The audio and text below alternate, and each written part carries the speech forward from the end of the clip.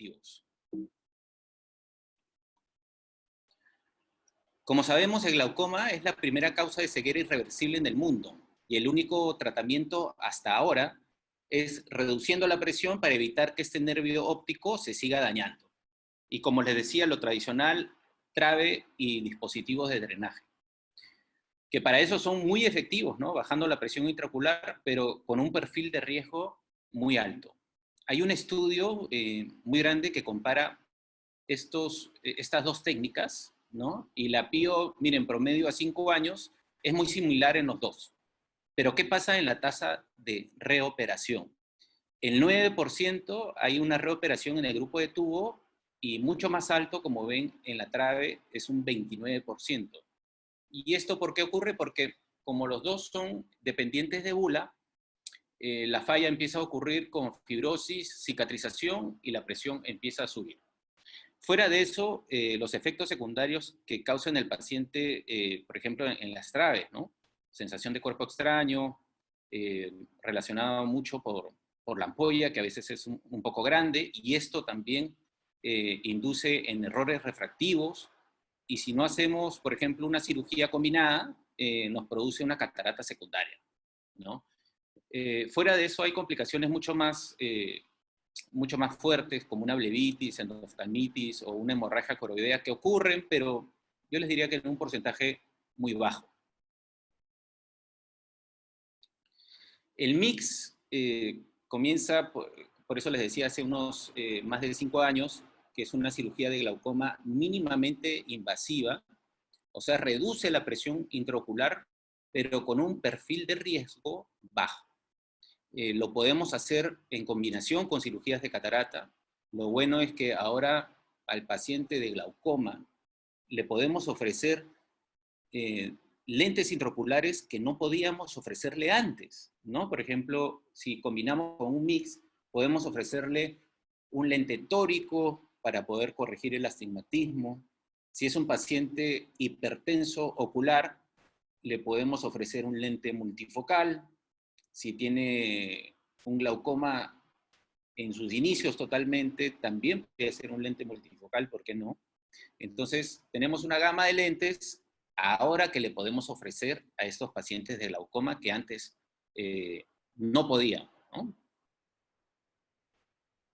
Hay 4 enfoques en lo que es el mix, ¿no? Uno es el flujo por la vía convencional, otro por la vía uveoescleral, otro enfoque es reduciendo la producción del humor acuoso, que eso ya lo hemos estado revisando con el doctor Sampaolesi en lo que es micropulso y láser transescleral de onda continua. Y también el último, por la vía de drenaje subconjuntival, que es la que conocemos todos, ¿no? Cuando hacemos una trave o un dispositivo de drenaje. Estos son, bueno, algunos mix, algunos de ellos ya los revisamos, el micropulso, el láser transescleral, de onda continua, la canaloplastía que hablé hace poco, pero por segmento anterior la voy a repetir por aquí. Bueno, hablamos de los enfoques y les quería mostrar también a dónde me estoy enfocando con los mix en esta charla, que es a la endociclofotocoagulación. La endociclofotocoagulación, que es lo que le llamamos SP en siglas, fue presentada por URAM en el año 92, ¿no? Para casos de última opción. Ahora generalmente lo uso como protocolo ya en pacientes de ángulo cerrado, ¿no? Les hago una FACO y les hago SP a pacientes que no tienen control en la presión con muy buenos resultados, ¿no? Como ya sabemos, hacer una trave en un ángulo cerrado tenemos muchos riesgos, sobre todo de un glaucoma maligno, que hablamos hace poco de eso. Y por vía subconjuntival tenemos este SEN, que espero poder hablar más adelante en otra charla de este tipo de dispositivo. Ese es un trabajo que les quería mostrar, que son resultados iniciales comparando dos grupos. Uno FACO-SP y el otro FACO-SP Mascajuc Dual Blade, o sea que es una trabeculotomía, ¿no? Bueno, y el objetivo de esta charla es comparar estos dos grupos.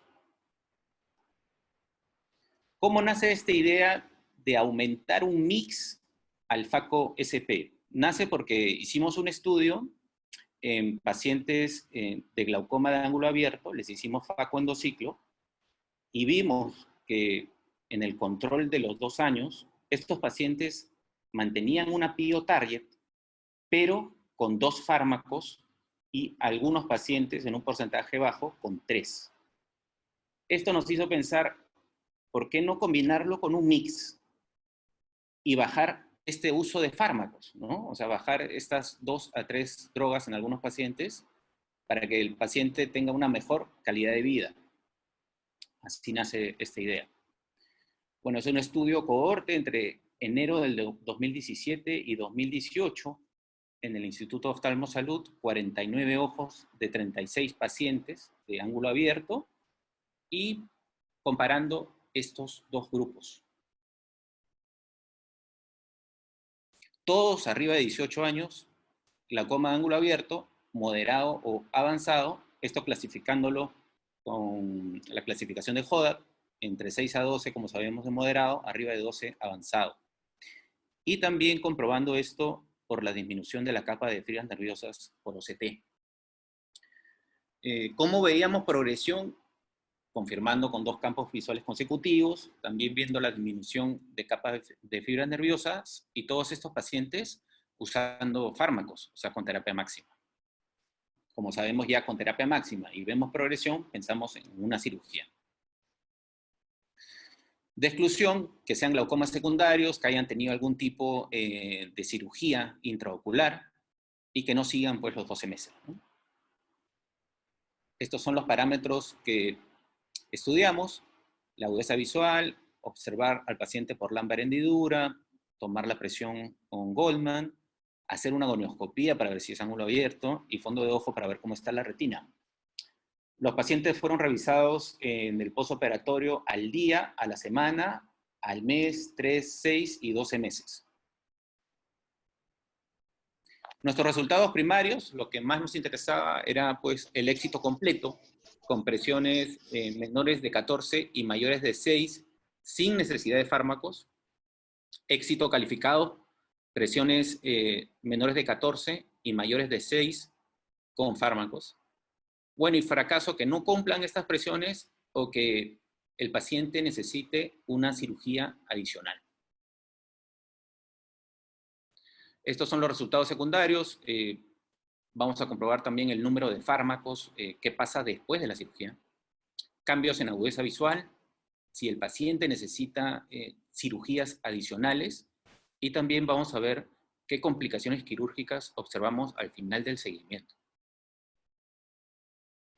En lo que es técnica quirúrgica, primero realizamos la FACO en todos los casos, colocamos el lente intraocular y después absorbemos viscoelástico, colocamos nuevamente anestesia intracameral por este segundo procedimiento que vamos a hacer, que es el SP, y colocamos Hilon a nivel del sulcus para exponer nuestra zona operatoria, que en este caso son los procesos ciliares.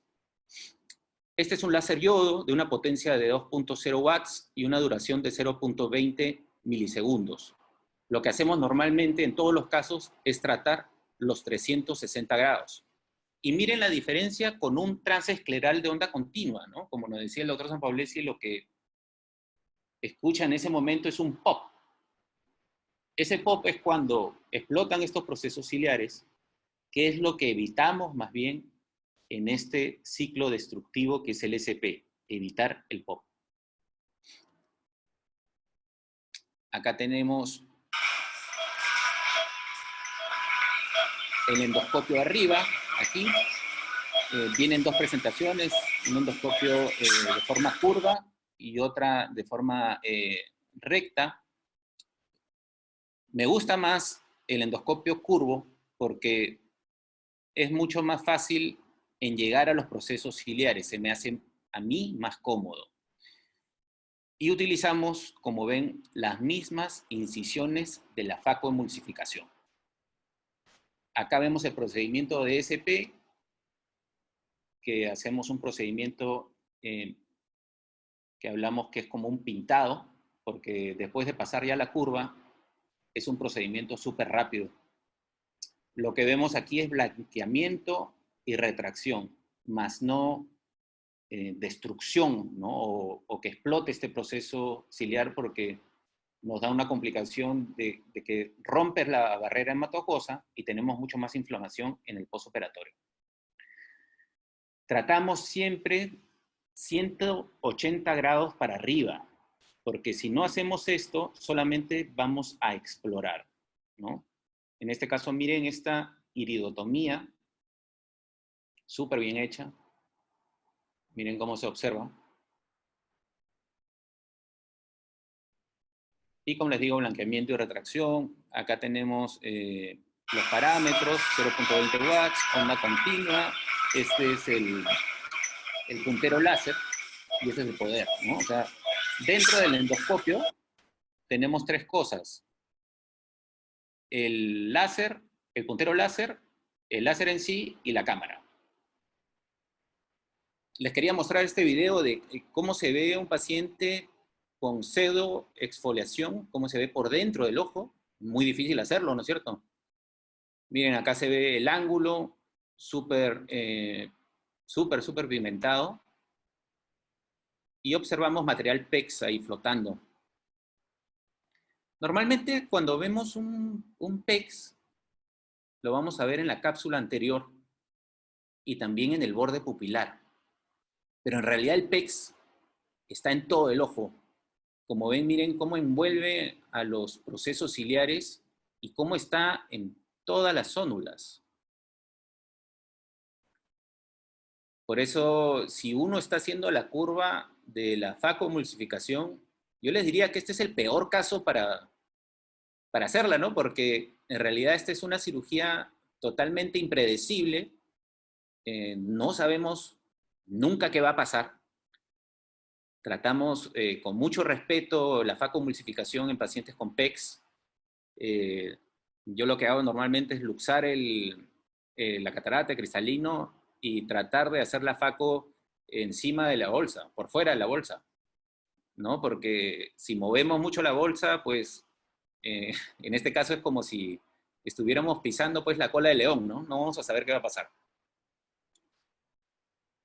Si hacemos el triple procedimiento, o sea, si no es FACO-SP, sino es FACO-SP-CAHUC, después de terminar con el SP, colocamos carbacol para producir miosis y en este caso ya exponer otra zona operatoria que sería el ángulo. Al exponer el ángulo vamos a ver muy bien lo que es la malla trabecular y vamos a realizar el CAHUC Dual Blade, ¿no? Lo que hacemos con el CAHUC es avanzar unos 120 grados en la zona nasal. ¿Por qué en la zona nasal? Porque, como sabemos, es la zona donde más canales colectores vamos a tener. Por lo tanto, mejores resultados vamos a tener si hacemos una trabeculotomía en la zona nasal. Doctor, lo interrumpo con una pregunta del doctor Eri Barrera. Pregunta, ¿qué longitud de onda es el endoláser que está usando? 2.0 watts y es una onda continua. Listo, continuamos. Y cuando realizamos el CAHUC, bueno, como les dije, carbacol para exponer esta zona operatoria y por la misma incisión de la facomulsificación realizamos también este mix. Nos vamos a la malla trabecular y comenzamos a exponer el canal de Schlemm. Siempre va a haber ifema, en este caso, podemos colocar Hilon en dirección al endotelio para que este ifema baje y podamos ver, porque si no nos bloquea el lugar de la cirugía, ¿no? Los resultados que tuvimos fueron de 46 ojos de 36 pacientes, una edad media de 75 años, donde no se encontraron diferencias significativas en todos los datos que pusimos entre los dos grupos. La presión intraocular, muy similar en los dos grupos antes de la cirugía. Y a los 12 meses vemos que la reducción en porcentaje fue más alta en el grupo de los 3 procedimientos, de un 33% versus 20% en lo que es FACO-SP. Esta diferencia significativa en lo que es presión se comenzó a notar a partir de los 9 meses para arriba. Tuvimos un éxito completo de un 56% en el grupo de los 3 procedimientos versus 55% en el grupo de los 2. Éxito calificado igualmente 93% versus 91%. Y 2 ojos en cada grupo cumplieron la definición de falla, es decir, la presión siguió alta y tuvimos que hacer una cirugía adicional. En el número de medicamentos, miren, en el grupo de 3 procedimientos tuvimos una baja de un 59%, y en el grupo de dos técnicas quirúrgicas, 44%. En agudeza visual fue muy similar en los dos grupos, o sea, un perfil seguro. Y en las complicaciones, IFEMA, por supuesto, más en el grupo de 3 procedimientos, porque estamos haciendo una goniotomía, como vieron, siempre va a haber IFEMA, pero que se resuelve de forma transitoria, ¿no? Más edema corneal también en este grupo, por que hacemos más procedimientos. Un procedimiento más, movemos más el ojo, ¿no? Pero ese microifema que les digo, miren, acá sale que se resuelve en la mayoría de los casos a los 10 días.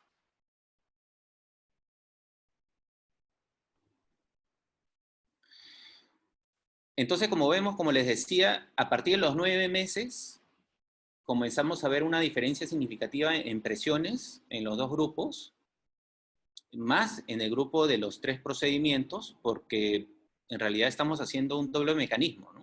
Bajamos la producción del humor acuoso con el SP y aumentamos el flujo de salida descubriendo el canal de Schlemm con el Cajuc Dual Blade. Miren en porcentaje cómo baja la presión. En el FACO-SP un 20% y en el grupo de FACO-SP Cajuc un 32%. Como les decía, por el doble mecanismo que estamos realizando. Entonces, en realidad es un procedimiento que cumple en efectividad en bajar la presión intraocular, pero con un perfil seguro. Acá les quería mostrar otro estudio que también tratamos de resolver la baja de presión intraocular por dentro, por AVE interno, que es lo que hablaba el doctor Davinder. Estamos evitando de hacerlo AVE externo por las molestias que tiene el paciente, ¿no? Entonces, estamos viendo la forma de mezclar todos estos procedimientos, estas técnicas, para resolver todo de forma AVE interno, ¿no? Entonces, en este estudio estamos viendo de tratar a estos pacientes de glaucomas muy agresivos con canaloplastía, AVE interno y con SP, pero miren, todos con antecedente de trabeculectomía fallida. Entonces se hace más interesante, ¿no? Fueron pocos ojos, 7 ojos de 6 pacientes con trave previa, glaucoma moderado a avanzado, con terapia máxima y presiones arriba de 20. A todos ellos le hicimos canaloplastía y SP en el mismo momento. Todos arriba de 18 años, que cumplan la clasificación de JODA, que la mencioné hace poco, también la confirmación de progresión, que ya lo hablamos también por campo visual y OCT. De exclusión, pues que no cumplan los 6 meses y que hayan tenido cirugías previas. Esto es para mostrarle, bueno, cómo es el SP, que ya se los mostré hace poco, blanqueamiento y retracción, y evitando el POP.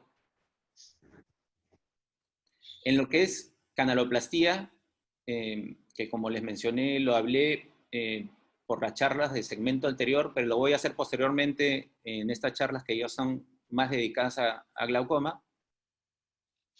Mire, este es el catéter, que tiene un espacio por dentro, mide 0.5 milímetros, es de 240 micras. Por ese espacio sale Hilon para, en el momento de alimentar el canal de Schlemm con este catéter, poderlo dilatar para que se estrechen las capas de la malla trabecular, se formen poros, se dilate el canal de Schlemm, que en muchos casos está colapsado, y nos comunique con los canales colectores y estos a los plexos venosos. En este caso, hacemos la goniotomía, pero no de 120 grados, sino de más o menos 1 a 2 milímetros.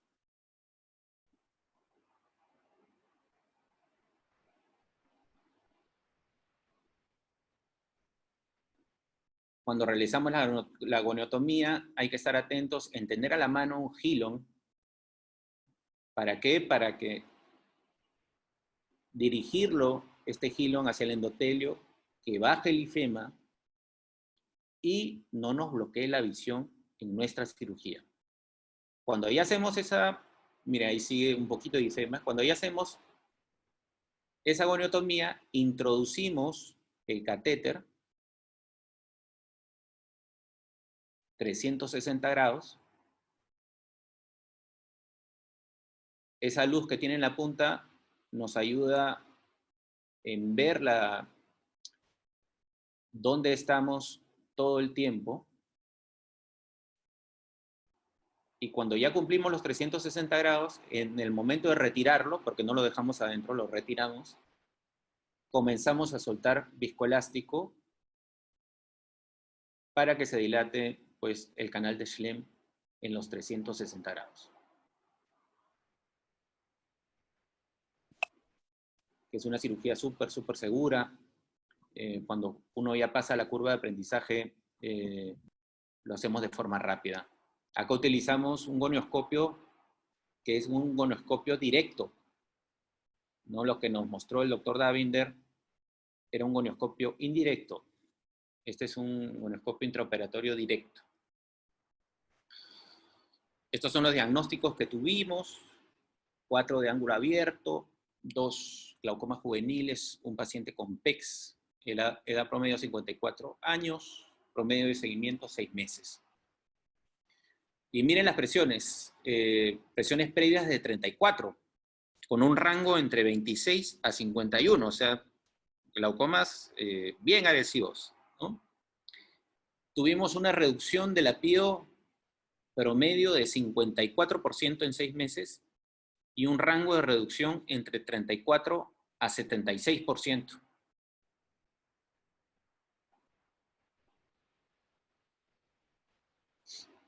En lo que son fármacos, bajaron de 3.75 porque lo que usamos normalmente es un frasco de una combinación de 3 drogas más una prostaglandina, y serían ya 4 fármacos, ¿no?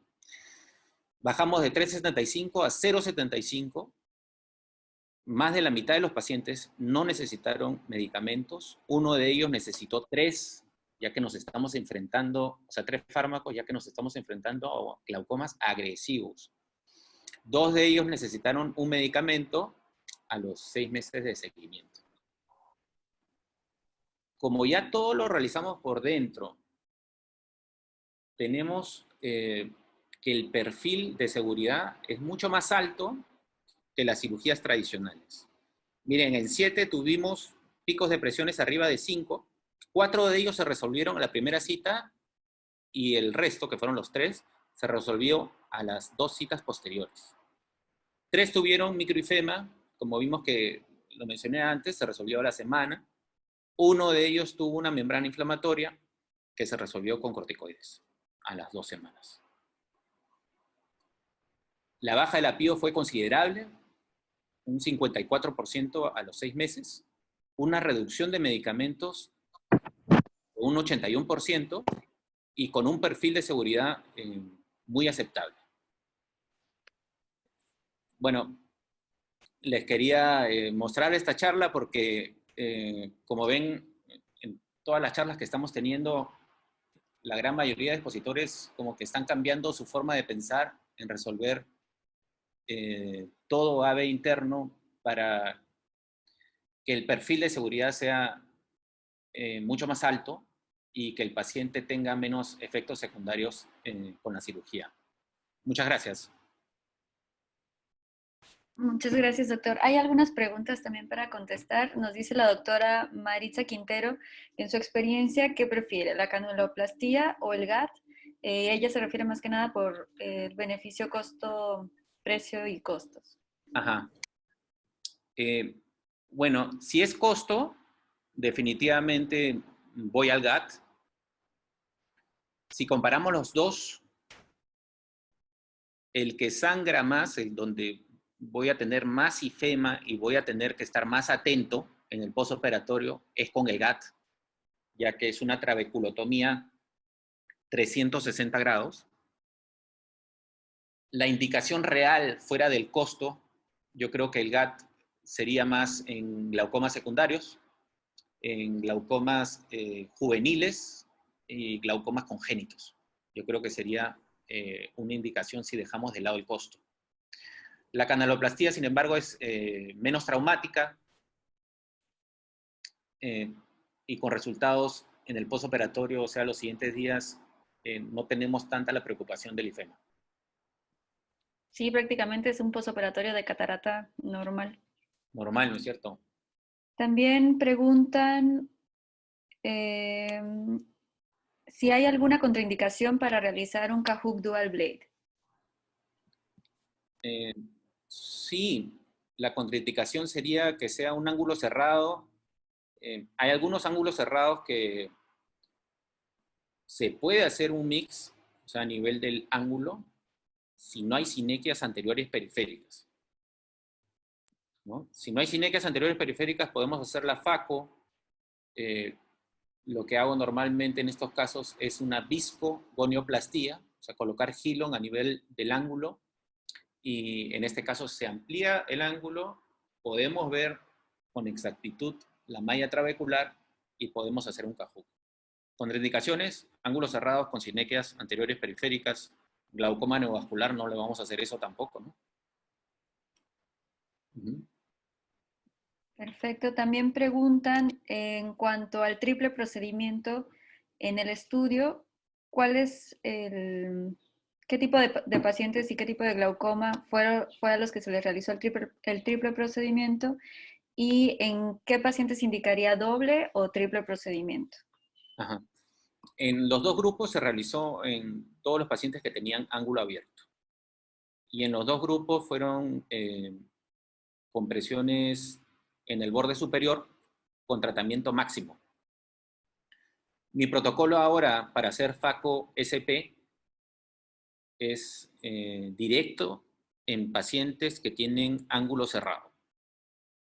Cuando tienen ángulo cerrado, presiones intraoculares elevadas con fármacos, les hago FACO endociclo. En este caso, FACO, coloco el lente intraocular, viscogonioplastia, siempre abro el ángulo, y después de eso, el SP.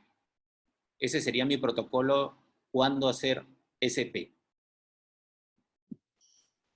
También nos preguntan, ¿qué procedimiento prefiere cuando tiene un paciente con uveitis? Uy, qué buena pregunta. Muy buena pregunta. En uveitis, normalmente siempre me he ido con un dispositivo de drenaje. Siempre me he ido en estos casos con un dispositivo de drenaje, en este caso no valvulado. Primero, yo creo que se puede tratar de repente con un micropulso para ver si el paciente tiene respuesta, pero es un caso muy difícil de manejar, ¿no? Normalmente con un dispositivo de drenaje funciona súper bien. También se puede pensar en un glaucoma secundario, como les dije, está indicado también poderle hacer, si el ángulo está abierto, en este caso de uveitis, no tiene sinequias anteriores periféricas en el ángulo, de repente hacerle un GAT o una trabeculotomía en el sector nasal, ¿no? Y viscodilatación en 360 grados. También podría ser el caso. Hicimos hace poco un caso en una señora, ¿no? Mirel, con un uveitis en el ojo derecho, si no me equivoco, y Así le es. hicimos este tipo de técnica y felizmente la señora está bien controlada. Demoró un poco más en la desinflamación, pero sí, Eso, al sí. final se controló bien. Ajá. También tenemos una pregunta de la doctora Maritza Quintero. Nos dice, ¿cuál es el costo y cuántas veces puede usar el sistema de canaloplastía? Uy, eh, más o menos el costo del catéter es $700, más o menos por ahí. Y hablaron de cuántas veces lo puedes usar. Sí, sí se puede repetir el procedimiento. Se puede repetir, pero no el mismo catéter. El catéter se tiene que botar, ¿no? Solamente un catéter nada más. El doctor Javier Benel Pérez nos pregunta, ¿cuántos grados realiza de endociclo? Y si todo lo hace con faco y si se puede realizar también en pseudofáquicos. Eh, Endociclo hago 360 grados. Utilizo las dos incisiones que normalmente se utilizan en la facomulsificación. Eh, ¿Por qué? Porque hay estudios que han comparado una incisión, o sea, tratar 180 grados versus 360 grados, y se ha visto que utilizando las dos incisiones para tratar los 360 grados, hay mejores resultados en la baja de la presión intraocular. Eh, en pseudofáquicos lo he utilizado, por ejemplo, en un paciente, me acuerdo de glaucoma juvenil, eh, le hice primero una trave, no funcionó, de ahí el paciente desarrolló una catarata secundaria, le hice una FACO más un dispositivo de drenaje, funcionó por un tiempo, otra vez subió la presión, y en este caso, que ya era pseudofaco, le hice una endociclo fotocoagulación. O sea, en pseudofacos también se puede realizar. Yo creo que mucho depende de si entras a la cámara anterior o no, ¿no? Hay casos en que no quieres entrar a la cámara anterior y en ese caso lo ideal sería un micropulso. Si estamos hablando de ciclo fotocoagulación, me iría por un micropulso. Perfecto. Tiene varias preguntas por contestar, doctor. Ah, yo feliz. Tenemos al doctor Michael pregunta, en cuanto a su experiencia, ¿la reducción de presión intraocular en GAT es igual a los estudios americanos o piensa que está sobreestimado en la literatura? Uh -huh. No, yo creo que no está sobreestimado. ¿Eh? Ya tenemos prácticamente unos 3 años de experiencia con la canaloplastía, con muy buenos resultados. Y el GAT lo estamos realizando desde el año pasado y también con buenos resultados en pacientes, por ejemplo, a la primera pregunta del costo, que no pudieran cubrir la canaloplastía, le estamos haciendo GAT también con buenos resultados, pero el manejo postoperatorio es distinto, ¿no? Pero con muy buenos resultados también. O sea, yo creo que sí, esos resultados que han mostrado me está pasando a mí también. Excelente. Sí, ¿nos puede hablar de algunas complicaciones de la endociclofotocoagulación? Sí, lo que más puede pasar si estamos en la curva de aprendizaje es que ocurra el POP, ese POP que tenemos que escuchar en el trance escleral de onda continua. Cuando ocurre ese POP es porque hay una destrucción del proceso ciliar, se rompe la barrera hematocosa y causa una inflamación súper fuerte. Es por eso que al terminar este tipo de cirugía colocamos Kenalog intracameral para que esta inflamación baje al siguiente día. Complicaciones, inflamación, si tenemos esa destrucción o que explote este proceso ciliar, tan fuerte que en algunos casos hay formaciones de membranas inflamatorias, que en algunos casos demoran mucho en irse. Lo que no he tenido sí es tisis, en ningún caso, increíblemente. Y otra de las complicaciones es que hayamos hecho el pintado, por ejemplo, que solamente se vea blanco sin retracción. Cuando no hay retracción, yo creo que no tienes una muy buena baja de presión intraocular, o tratar menos de 180 grados también, la presión no te va a bajar mucho. Nos pregunta el doctor Jorge Ponce si ha tenido experiencia usando el endociclo con pacientes con K-Pro.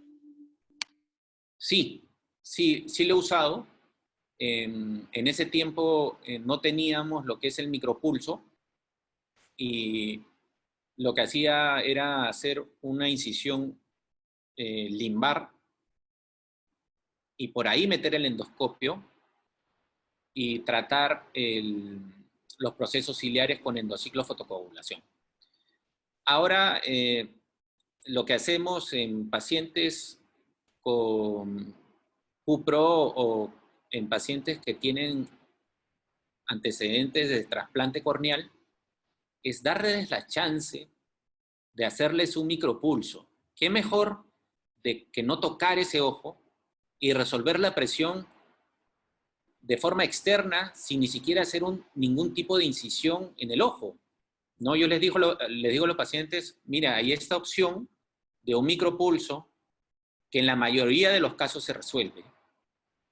Pero si en el tuyo entras en ese porcentaje que no se resuelve, tendríamos que colocar un dispositivo de drenaje. Eso es lo que yo les digo, ¿no? Pero en la gran mayoría de casos estamos teniendo una experiencia súper buena en resolverlo con micropulso. También el doctor Eddie Barreda pregunta sobre el endociclo, si se puede hacer vía pars plana con trocar de 23 gauge. Sí, es lo que se llama el ECP Plus, o sea, con adición, porque en estos casos, fuera de tratar los procesos ciliares por cámara anterior, lo haces también por cámara posterior, tratando lo que te queda, y los resultados aún en esos pacientes son mejores. Es más, el endociclo no solamente sirve para tratar glaucoma, sino sirve también como endoscopio en pacientes con quemaduras, que queremos ver el ojo cómo está por dentro, que no se puede ver por pisante o de forma correcta cómo está la cámara anterior. Se puede hacer una incisión, entrar y poder ver cómo está el ojo por dentro. También se puede utilizar en vitrectomías. En el momento que hacemos la vitrectomía, lo hacemos conjuntamente, bueno, yo no lo hago, lo hacemos conjuntamente con el endoscopio, y se puede observar si realmente hacemos una vitrectomía total o no. O sea, tiene muchas formas de poder usar este endoscopio. Muy bien. Y el doctor Mauricio Torrico pregunta si en algún paciente la presión baja a 0 o a 1 y en qué conducta. En pacientes posoperados. Claro. Felizmente no he tenido ese caso, pero lo que les puedo decir es que lo más difícil de tratar en glaucoma es la hipotensión. No, en estos casos lo que haría es colocarle atropina, corticoide los primeros días cada hora, cada 2 horas, dejar también de depósito, ¿no? Para que nos ayude a que suba la presión intraocular, ¿no? Eso es lo que sería mi forma de tratarlo. Perfecto. Pues parece que se han resuelto todas las preguntas. ¿Alguien tiene alguna otra duda para el doctor? Pobrecita mi prima.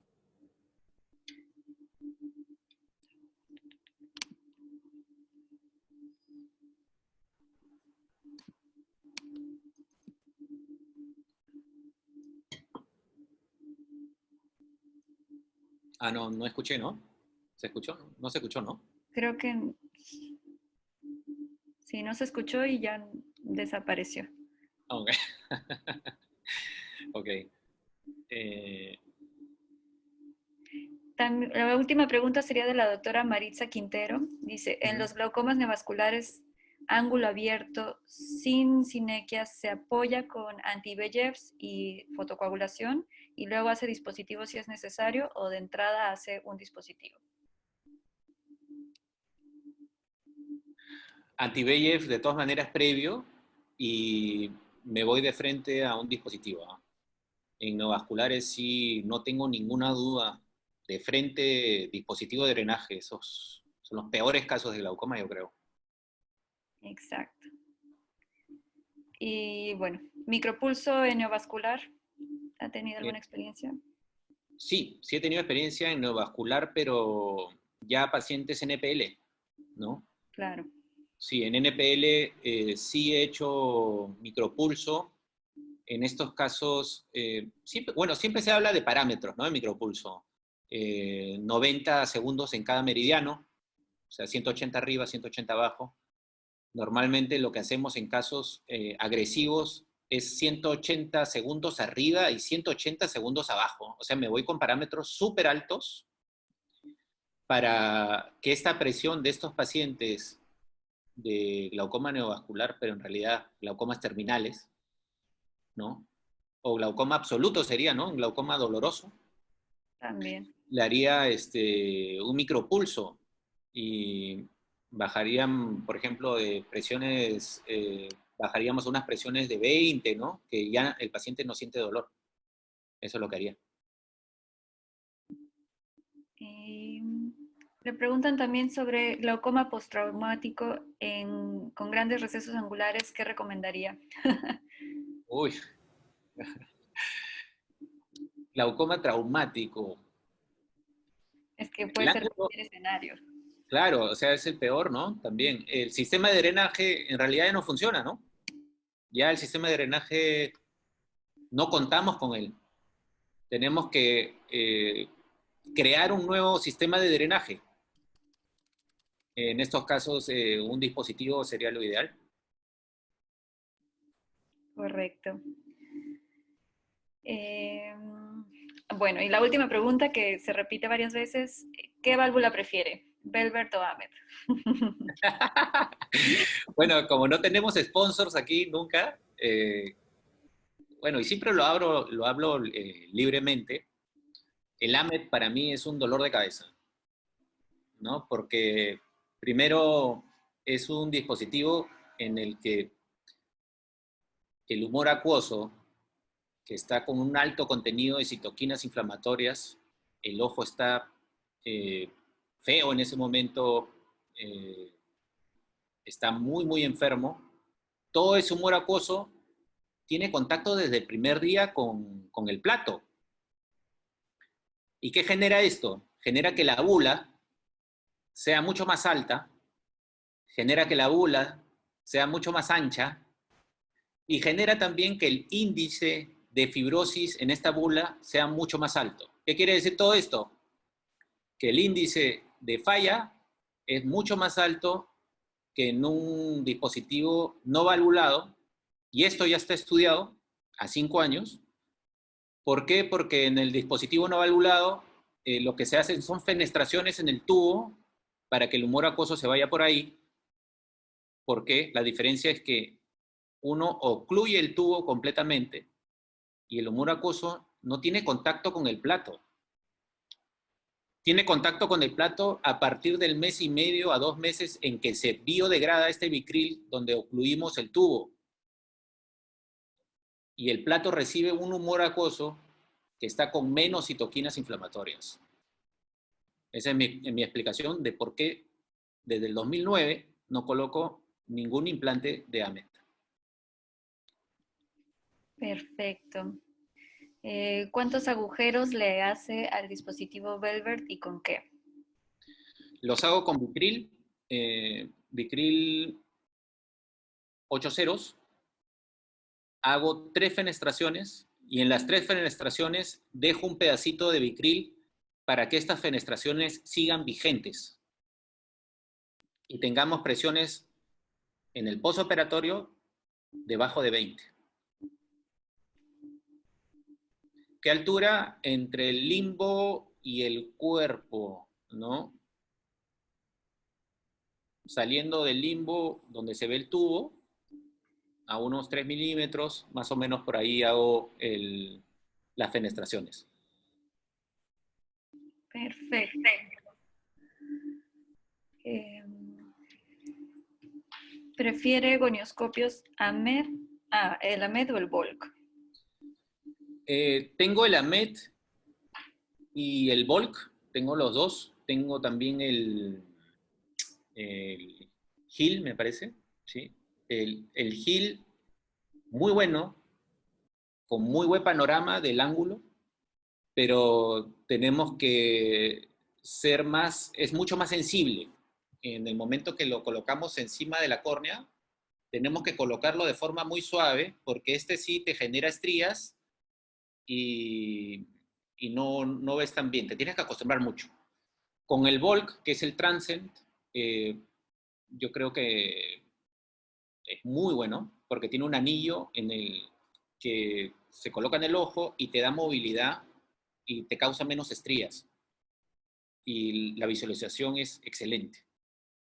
Con el AMET te tienes que acostumbrar. Lo bueno, lo rescatable de este AMET es que no tildas el microscopio. O sea, tú sigues con tu cirugía de Faco y no tildas el microscopio. O sea, tu cirugía sigue, ¿no? Es más dinámico. Luego de esto, puedes ver el ángulo en los 360 grados. O sea, tú rotando este lente puedes ver los 360 grados. ¿Para qué lo usaría? Bueno, se puede usar para todo, pero yo creo que la mejor opción sería para el GAT. Como el GAT no tiene la luz que tiene el catéter de canaloplastía, yo creo que sería súper útil utilizar en procedimientos de GAT el lente de AMET.